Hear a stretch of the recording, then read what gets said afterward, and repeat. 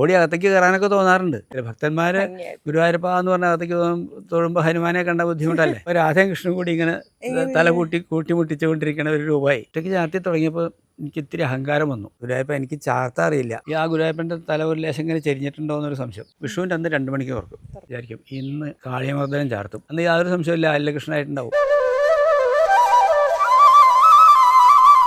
ഗുരുവായൂർ ഉണ്ണിക്കണ്ണന്റെ വിഷു കണി കാണുക എന്നുള്ളത് ഒരുപാട് ഭക്തരുടെ ഒരു ആഗ്രഹമാണ്.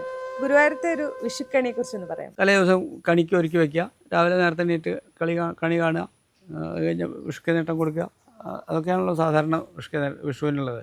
പ്രത്യേകത്തിൽ ക്ഷേത്രത്തിലാകുമ്പോൾ അവിടെ അമ്പലത്തിൽ കിടക്കണം. അവിടെ ശുദ്ധമായിട്ട് കിടന്ന് കണി കാണുക എന്നുള്ളതാണ്. അപ്പോൾ ഗുരുവായൂർ സാധാരണ 3 മണിക്കാണ് നട തുറക്കുക. വിഷുവിൻ്റെ അന്ന് 2 മണിക്ക് തുറക്കും.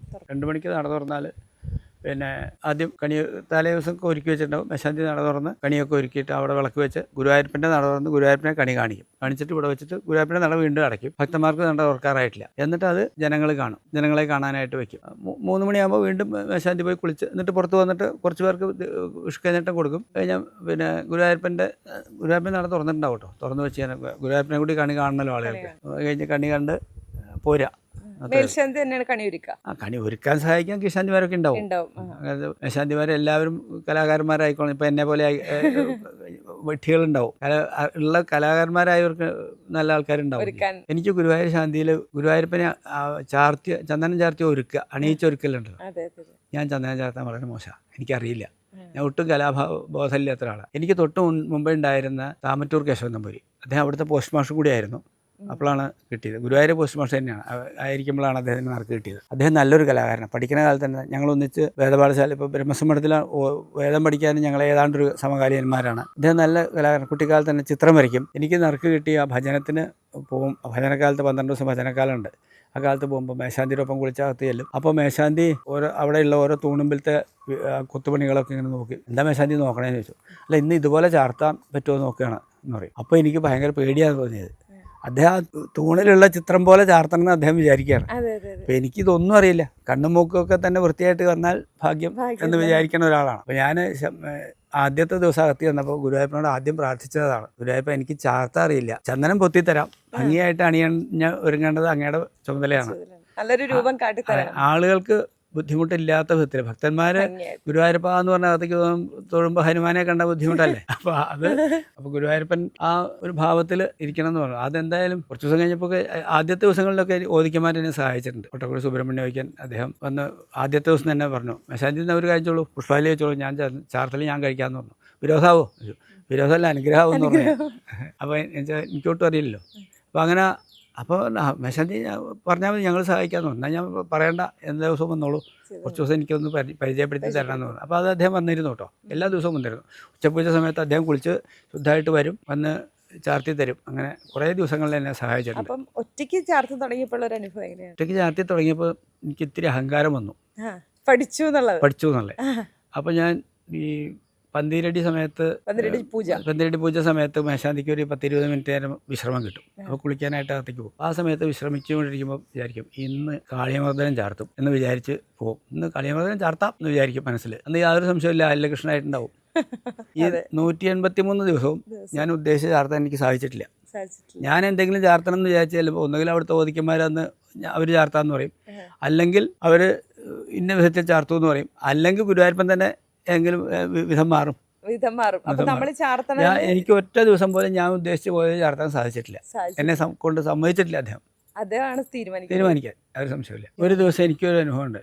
ഞാൻ ചന്ദനം ചാർത്താൻ തുടങ്ങിയപ്പോൾ അന്ന് ഈ പന്തീരടിക്ക് ഓദിക്കന്മാർ മുഖം ചാർത്തി വെച്ചിട്ടുണ്ടാവും. അപ്പോൾ അത് കഴിഞ്ഞ് ബാക്കിയുള്ള ഭാഗങ്ങളാണ് ചാർത്തുന്നത്. ഞാൻ ചാർത്തി വരുമ്പോൾ എനിക്ക് കലാബോധം ഇല്ലാത്തത് കൊണ്ട് ഈ ആ ഗുരുവായൂരപ്പൻ്റെ തല ഒരു ലേശം ഇങ്ങനെ ചെരിഞ്ഞിട്ടുണ്ടോ എന്നൊരു സംശയം. അപ്പോൾ ഇവർ പറഞ്ഞു, കുറച്ച് കഴിഞ്ഞപ്പോൾ ഒരു കീഴ്ശാന്തിയും ഒരു ഓദിക്കനും അകത്തുണ്ടായിരുന്നു ഉച്ചപൂജ സമയത്ത്. അപ്പോൾ അവർ പറഞ്ഞു, ലേശം ചെരുവിട്ട സാരമില്ല എന്നൊക്കെ പറഞ്ഞു. ഓദിക്കനെ നട തുറക്കാൻ ധൃതിയായി. അപ്പോൾ അദ്ദേഹം സാരമില്ല എന്ന് പറഞ്ഞു. അപ്പോൾ കീഴ്ശാന്തി പറഞ്ഞു, ഒരു കാര്യം ചെയ്യും മേശാന്തി, ഞാനൊരു കാര്യം ചെയ്യാം, ഞാൻ ചന്ദനം ഉരുട്ടി തരാം മേശാന്തി ചോദിച്ചു. അപ്പോൾ അവർക്ക് വിഗ്രഹം തൊടാൻ പാടില്ലാത്തതുകൊണ്ട് അവർ സഹായിച്ചു തന്നു. ചന്ദനമൊക്കെ ഉരുട്ടി ഇവിടെ വയ്ക്കൂ, എന്നിട്ട് അതെങ്ങനെ ചെയ്യൂ എന്നൊക്കെ പറഞ്ഞ് എന്നോട് പറഞ്ഞു തന്നു. അപ്പോൾ ഇടത്തെ കയ്യിലെ ചക്രത്തിൻ്റെ ഭാഗത്ത് അദ്ദേഹം പറഞ്ഞ പോലെയൊക്കെ ഞാൻ ചെയ്തു. അപ്പോൾ അവിടെ ഒരു മുഖം കൂടി ചാർത്തി. എന്നിട്ടത് ചരിച്ച് വെച്ച് അദ്ദേഹം തന്നൊരു പട്ടുപോലെയൊക്കെ ചാർത്തി വെച്ചപ്പോൾ ഒരു സ്ത്രീ രൂപമാക്കി ആ മുഖം.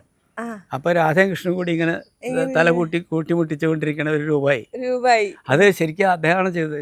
ഗോവിന്ദൻ എന്ന് പറഞ്ഞിട്ട് കിഷാന്തിയാണ്, അദ്ദേഹമാണ് ഹെൽപ്പ് ചെയ്തത്. അദ്ദേഹമാണ് ചാർത്തിയത്. ഞാൻ ചാർത്തി ചെയ്തത് ഞാനാണെങ്കിലും പറഞ്ഞു തന്നതൊക്കെ അദ്ദേഹമാണ്. അങ്ങനെ ഒരു രൂപം കൂടി ചാർത്തിക്കാൻ ഭാഗ്യമുണ്ടായി. അല്ല, അത് തിരുവേനി പറഞ്ഞില്ല, ആദ്യം ഒരാള് പകുതി ചെയ്ത് വെച്ചിട്ടുള്ളതാണ്. അതെ, അദ്ദേഹം വേറെ ആയിരിക്കും വിചാരിച്ചിട്ടുണ്ടാവുക. അതെ, അദ്ദേഹം മുഖം മാത്രമേ ചെയ്തില്ല. അതെ, അത് ചാർത്തി വന്നപ്പോൾ ലേശം ചരിഞ്ഞു പോയി. അപ്പം രാധയും കൂടി വന്നു. അപ്പൊ അത് ഭഗവാന്റെ നിശ്ചയമാണ്. ഭയങ്കര ഒരു അല്ല ഗംഭീരാവും ചെയ്തു. അപ്പൊ അതാ പറഞ്ഞ ഈ ചാർത്തി കുറച്ച് കഴിഞ്ഞപ്പോൾ എനിക്ക് ശരിക്കും അവിടെ ജനാർദ്ദനൻ എന്ന് പറഞ്ഞിട്ടൊരു മാതൃഭൂമിയുടെ ഒരു റിപ്പോർട്ടർ ഉണ്ടായിരുന്നു. അദ്ദേഹമാണ് എന്നെ ചാർത്താൻ പഠിപ്പിച്ചതെന്ന് ഞാൻ പറയാറുണ്ട്. അദ്ദേഹം പറയാറുണ്ട്, ദിവസവും എഴുതും, ഉച്ചപ്പോയിക്ക് തൊഴാൻ വരും. അദ്ദേഹം സദാനന്ദൻ എന്ന് പറഞ്ഞിട്ട് അവിടുത്തെ CI, പിന്നെ ഒരു രാജൻ, ഉടുതുടി കൊണ്ടുന്ന ഒരു രാജൻ, അവർ മൂന്നാളും നിർബന്ധമായിട്ട് ഉച്ചപ്പോയിക്ക് തൊഴാൻ വരും. കുറേ ആൾ വരും. ഇവർ വന്നിട്ട് എന്നെ കണ്ട് വിവരം കൂടി പറഞ്ഞിട്ടേ പോകുള്ളൂ. അപ്പോൾ അവർ ചാർത്തി കഴിഞ്ഞ് മുകളിൽ വന്നിട്ട് മേശാന്തി ഇന്ന് ഗംഭീരമായിട്ടുണ്ട് കേട്ടോ എന്ന് പറയും. അപ്പോൾ ഞാൻ പറഞ്ഞു, കളിയാക്കല്ലേ ജനു എന്ന് പറയാറുണ്ട്. ജനു എന്നാണ് വിളിക്കാറ്. പിറ്റേ ദിവസം അദ്ദേഹം മാതൃഭൂമിയിലത് എഴുതും, ഇന്ന് ഗുരുവായൂരപ്പനെ കളഭാലങ്കാരം കൊണ്ട് ഏഴിക്കോടി ശശി നമ്പൂതിരി അതിമനോഹരമായി എന്ന് പറഞ്ഞു. താൻ എന്നെ കളിയാക്കിയത് അവിടെ വന്നു. അപ്പോൾ ഞാൻ ജനുവിനോട് തന്നെ നേരിട്ട് പറഞ്ഞിട്ടുണ്ട്, എന്നെ ചന്ദനം ചാർത്താൻ പഠിപ്പിച്ചത് ജനുവാണ്. ഇങ്ങനെ മനോഹരം എന്ന് പറഞ്ഞപ്പോൾ അങ്ങനെ ആ ഒരു ഉള്ളിലൊരു കോൺഫിഡൻസ് വന്നു. അതാണ് ഒരു കാര്യം. അപ്പം തിരുമേനി ഒരുപാട് ക്ഷേത്രങ്ങളിൽ മേൽശാന്തി ആയിട്ടിരുന്നിട്ടുണ്ട്, ശ്രീകോവിലില്. അപ്പം ഗുരുവായൂരത്തെ ശ്രീകോവിലും മറ്റുള്ള ക്ഷേത്രങ്ങളിലെ ശ്രീകോവിലുമായിട്ടൊരു വ്യത്യാസം ഉള്ളില് ഒരു കാര്യമുള്ളത്, അതൊരു എക്സ്ട്രീം എന്താ പറയുക, ഒരു ടീം ഹൗസാണ്. അകത്ത് ഭയങ്കര ചൂടാണ്. സാധാരണ മനുഷ്യനെ സഹിക്കാൻ പറ്റില്ല. ഗുരുവായൂരപ്പൻ്റെ ശക്തി കൊണ്ട് മാത്രമാണ് സഹിച്ചു പോരുന്നത്. എനിക്ക് മുമ്പ് ഈ ശാന്തി കിട്ടുന്നതിന് മുമ്പ് ചില മേശാന്തിമാരൊക്കെ പുറത്ത് വന്നിട്ട് മുണ്ട് പിഴിഞ്ഞിങ്ങനെ വെള്ളം കളയുന്നത് കണ്ടിട്ടുണ്ട്. അപ്പോൾ ഞാൻ വിചാരിച്ചിട്ടുണ്ട്, അകത്തുനിന്ന് ഈ ചൂട് സഹിക്കാൻ വേണ്ടിയിട്ട് അവർ മേല് വെള്ളം കോരി ഒഴിച്ചിട്ടുണ്ടാവും, അല്ലാണ്ട് ഈ വസ്ത്രം നനയില്ലല്ലോ. പക്ഷേ ഞാൻ മേശാന്തി ആയപ്പോഴാണ് ഇത് മുഴുവൻ വേർത്ത വെള്ളം തന്നെയാണ്, അല്ലാതെ ഒഴിച്ചതല്ല എന്ന് മനസ്സിലായത്. അത്ര എന്താ പറയുക, ഒരു ശരിക്കൊരു ഒരു ഓവനാണ് അകത്ത്. അകത്തെ കാര്യങ്ങളൊക്കെ എങ്ങനെയാണ് മറ്റു ക്ഷേത്രങ്ങളിൽ വ്യത്യസ്തം? പൂജാക്രമങ്ങളൊക്കെ മറ്റു ക്ഷേത്രങ്ങൾ പോലെ തന്നെയാണ്. പക്ഷെ അവിടെ നിഷ്ഠകളൊന്നും തെറ്റിക്കാൻ പാടില്ല എന്നുള്ളത് നമുക്ക് തോന്നിയതൊന്നും ചെയ്യാൻ പറ്റില്ല. നിഷ്ഠയുണ്ട്. അതെ, ആ ഏറ്റവും സുഖമാണ്. അതാണ് ഏറ്റവും സുഖമായിട്ടുള്ളത്. നമ്മൾ ആ റെയിൽവേ കയറി നിന്നാൽ മതി, തന്നെ പൊക്കോളും. അപ്പം തിരുമേനി മേൽശാന്തി കഴിഞ്ഞ ശേഷം, മേൽശാന്തിയുടെ ആ ഒരു കാലഘട്ടം കഴിഞ്ഞ ശേഷം പിന്നെ തൊഴാൻ പോകുമല്ലോ, ഒരു വ്യത്യാസം തോന്നിയിട്ടുണ്ടോ? അതാ ഞാൻ തുടക്കത്തിൽ പറഞ്ഞു, എനിക്ക് ഗുരുവായൂർ ശാന്തി കൊണ്ട് നഷ്ടപ്പെട്ടത് ഗുരുവായൂരപ്പനോടുള്ള ഭക്തിയാണ്. അപ്പോൾ ഇപ്പോഴും ഓടി അകത്തേക്ക് കയറാനൊക്കെ തോന്നാറുണ്ട്. പക്ഷേ സ്വയം നിയന്ത്രിക്കാണ്ട് പറ്റില്ലല്ലോ, അകത്തേക്ക് കയറാൻ പാടില്ല. പക്ഷേ അടുത്ത് ചെന്ന് കാണണം എന്നൊക്കെ തോന്നുന്നല്ലേ? അല്ല, എത്ര അടുത്താ ചെല്ലുക, നമ്മുടെ ഉള്ളിൽ തന്നെയല്ലേ. ഗുരുവായൂരിലേക്കുള്ള വഴി ചോദിച്ച് നിന്ന ഞാൻ എന്നിൽ നിന്ന് എന്നിലേക്കുള്ള ദൂരം കണ്ട് അന്തിച്ച് നിന്ന് പോയതൊരു കവിതയില്ലേ, അതുപോലെയുള്ളൂ. ഗുരുവായൂരപ്പൻ നമ്മളെൻ്റെ അടുത്ത് തന്നെയാണ്, തോന്നാറുണ്ട്. പക്ഷേ അവിടെയൊക്കെ നമ്മൾ നിയമങ്ങൾ ലംഘിക്കാതെ